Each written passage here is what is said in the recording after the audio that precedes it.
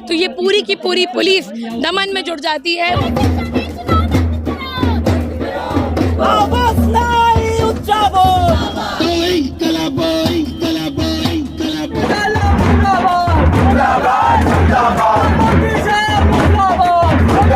ये युवाओं में गुस्सा है, वो एक साथ हो कि शायद राजधानी में आपको ना दिख पाए, पर सारे इलाकों को आप जोड़ के देखेंगे तो एक हमारे संविधान का प्रियम्बल था, उसका ही वो हटा दिया जाता है। कि आगे आके आप ये पूछेंगे कि मोदी नहीं तो कौन? अरे मोदी नहीं तो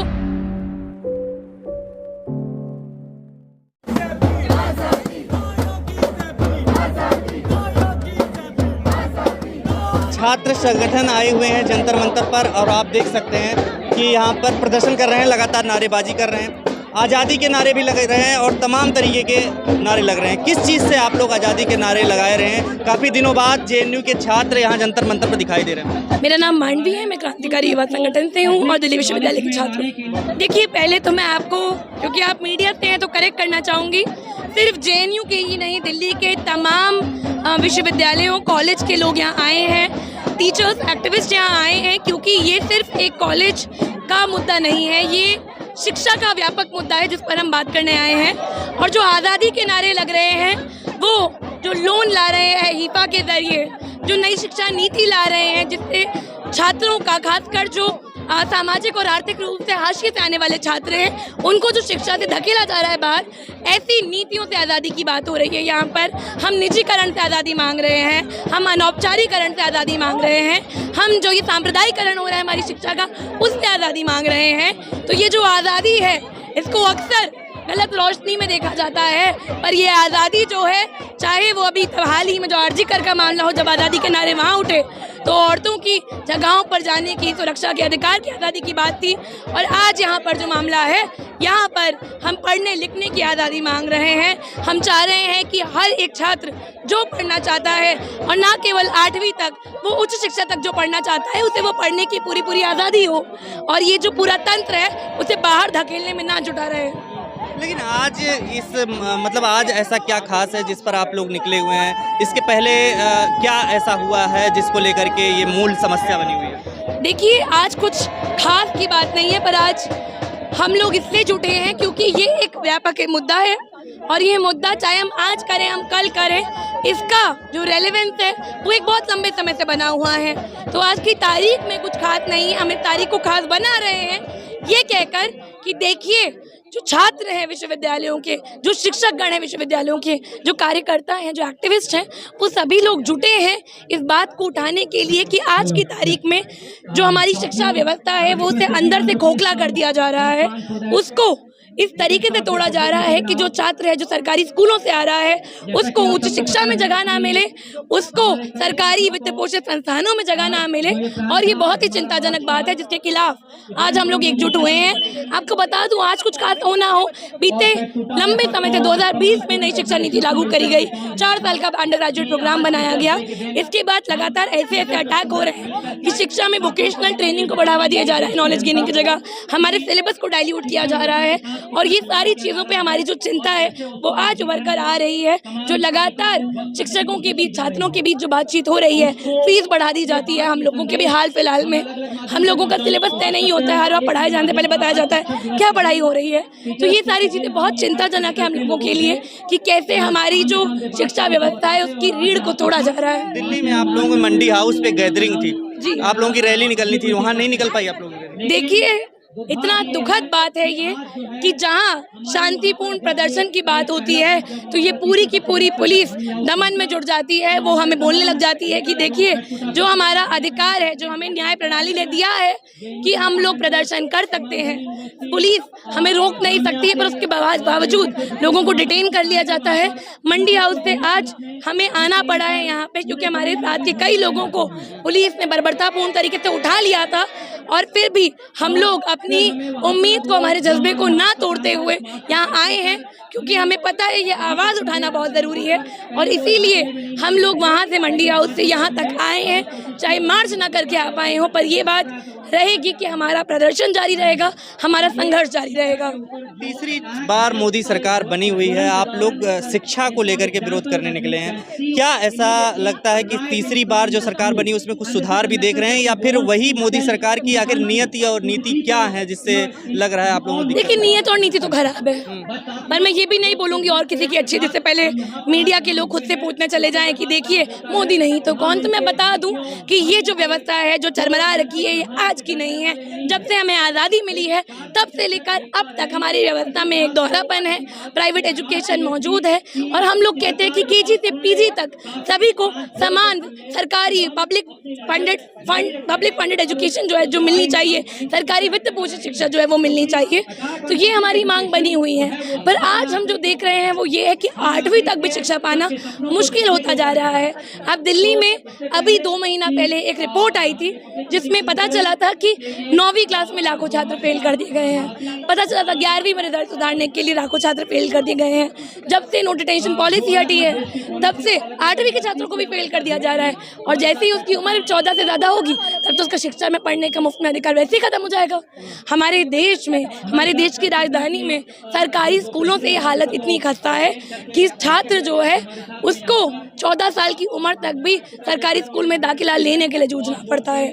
हमारे यहाँ इतनी खस्ता व्यवस्था है कि स्कूली लेवल से ही NIOS जैसे मुख्य शिक्षा विद्यालयों में ओपन डिस्टेंस लर्निंग के मोड्स में छात्रों को धकेल दिया जाता है और उसके बाद जो बाकी छात्र हायर एजुकेशन तक 12वीं के बाद पहुंचना भी चाहते हैं उनमें से एक बड़े हिस्से को अनौपचारिक मोड्स यानी कि डिस्टेंस लर्निंग में भेज दिया जाता है, क्योंकि जो हमारा private public funded education system है वहाँ पर प्राइवेट स्कूल से आने वाले अभिजात वर्ग से आने वाले छात्रों का दबदबा बन जाता है, वहाँ उनको पहले प्राथमिकता दी जाती है। हमारी मांग रही है कि सरकारी संस्थानों में जो सरकारी स्कूल से आने वाले छात्रों को डेप्रिवेशन पॉइंट मिलना चाहिए, उनका पहला अधिकार है।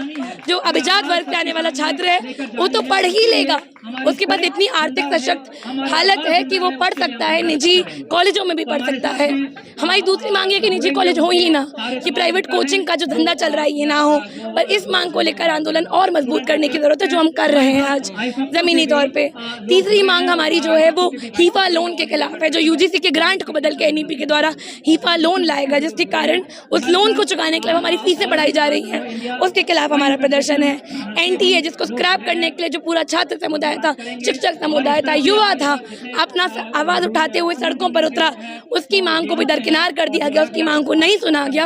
हमारी मांग है कि NTA को रद्द किया जाए, उसको भंग किया जाए और इस पर जांच होनी चाहिए। ये नहीं है कि हमारे पेपर बार बार लीक होते रहे और कोई कार्रवाई ना हो। तो इन तमाम मुद्दों को लेकर हम लोग इकट्ठा हुए हैं और ये अलग अलग मांगों का एक मुश्त आज एक प्लेटफॉर्म बना के हम लोग आए हैं और हमारी उम्मीद है कि हमारा जो ये आंदोलन है ये और तीव्र होगा ज़मीन पे और आने वाले चुनावों में, आने वाले समय में जो सरकारें हैं उनको मजबूर होना पड़ेगा कि वो हमारी इन मांगों को माने। ऑप्शन क्या रहेगा मोदी सरकार के अलावा? ये कहा जाता है ना, ये बात उठती है कि आखिर मोदी नहीं तो फिर कौन, किसको लाना चाहते हैं जो ये सब चीजें क्रांतिकारी तरीके से करे? मुझे लगता है कि मैं तो भविष्यवाणी कर पा रही हूँ। देखिए, मैंने पिछले सवाल में आपको बता दिया था कि आगे आके आप ये पूछेंगे कि मोदी नहीं तो कौन। अरे मोदी नहीं तो कोई भी, और क्योंकि जो सांप्रदायिकरण हो रहा है ना शिक्षा का, वो हमारे मोदी जी के राज में, मैं प्रधानमंत्री की हमारी केंद्र शासित जो भाजपा सरकार है, सांप्रदायिकरण से क्या मतलब? हमारा जो सिलेबस है उसको डाइल्यूट करा जाता है, उससे बहुत सारी जो जाति विरोधी बातें थी, बहुत सारा जो हमारा इतिहास था उसको तोड़ मरोड़ कर रखा जाता है। हमारे किताबों के पन्नों से पहला जो हमारे संविधान का प्रिएम्बल था उसका ही वो हटा दिया जाता है। स्कूली लेवल पे जो डेमोक्रेसी एंड पॉपुलर स्ट्रगल्स का जो चैप्टर हुआ करता था उसको हटा दिया जाता है।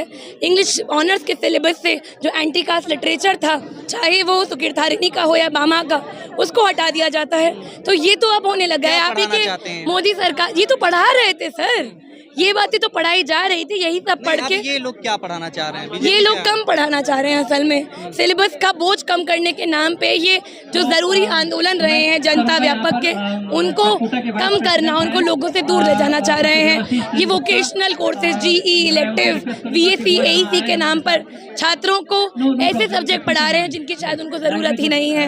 वोकेशनल ट्रेनिंग के नाम पर ये गरीब छात्रों को कह रहे हैं कि देखिए आप लोग स्किल ट्रेनिंग लेके ऐसे काम में लग जाइए जिसमें आपको कम आय मिले, आप मजदूर बनिए कुल मिला के। तो इस तरीके से हमारी जो शिक्षा व्यवस्था है उसको कमजोर किया जा रहा है। एमफिल का जो कोर्स है, जो रिसर्च की ट्रेनिंग देता है, उसको इस नई शिक्षा की नीति के तहत हटा दिया जाता है।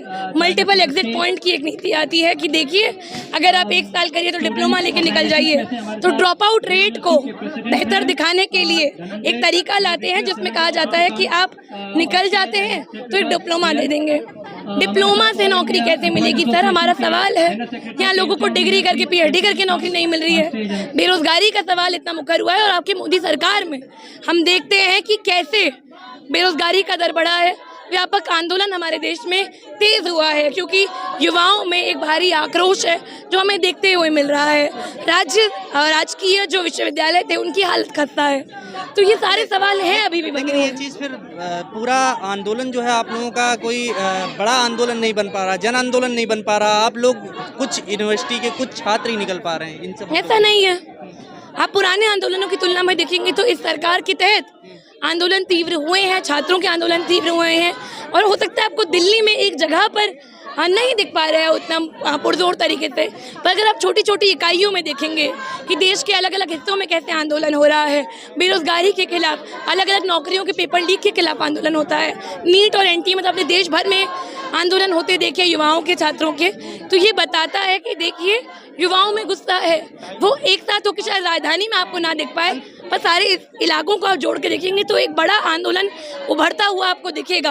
और अगर ये पुलिस हमको ना रोके तो शायद यहाँ पर भी आज आपको बहुत बड़ी भीड़ दिख जाती है। अंतिम सवाल है कि जैसे इस बार कहा जा रहा है बैसाखियों की सरकार है, मोदी सरकार अकेले नहीं है, तो उसमें गठबंधन है, तो उन नेताओं के प्रति आप विरोध जताएं, उन नेताओं से भी आप सवाल पूछे तो शायद आपका और देखिए मैंने आपको शुरुआत में कहा कि एक सरकार सिर्फ मोदी सरकार की बात नहीं है। ये बात जरूर है कि जो ये शिक्षा नीति आई है ये सरकार के तहत आई है। ये जो प्राइवेटाइजेशन को धक्का दिया गया है और ज़्यादा हमारे इस सिस्टम में घुसाने के लिए, वो इस सरकार के तहत आया है। लेकिन हमारा सवाल तमाम सरकारों से है, जहाँ जहाँ पर इस तरीके की नीतियाँ मौजूद हैं उनसे है कि जो सरकार अगर मानती है कि ये शिक्षा विरोधी है, युवा विरोधी है, तो उनको भी एकजुट होकर आवाज़ उठानी चाहिए। और अगर वो नहीं आ रहे हैं साथ, इसका विरोध नहीं कर रहे हैं, तो वो भी अलग नहीं है। तो जो चुप्पी बनाए हुए हैं जो भी सरकारें, वो भी इस केंद्र शासित पूरे के पूरे ढांचे में अपने आप को संलिप्त पा रही हैं। उनकी मिली भगत है, जिसे अंग्रेजी में हैंड इन ग्लव कहा जाता है, उस तरीके से ये सब चल रहा है। तो ये सभी सरकारों से हमारा सवाल है, ये आंदोलन सिर्फ मोदी सरकार तक ही नहीं, सिर्फ बीजेपी सरकार तक ही नहीं, और भी उन सरकारों के लिए है जो इसका विरोध नहीं कर रही है। खबरों में बने रहने के लिए फोरम 4 को सब्सक्राइब करें और नोटिफिकेशन पाने के लिए बेल आइकन दबाएं।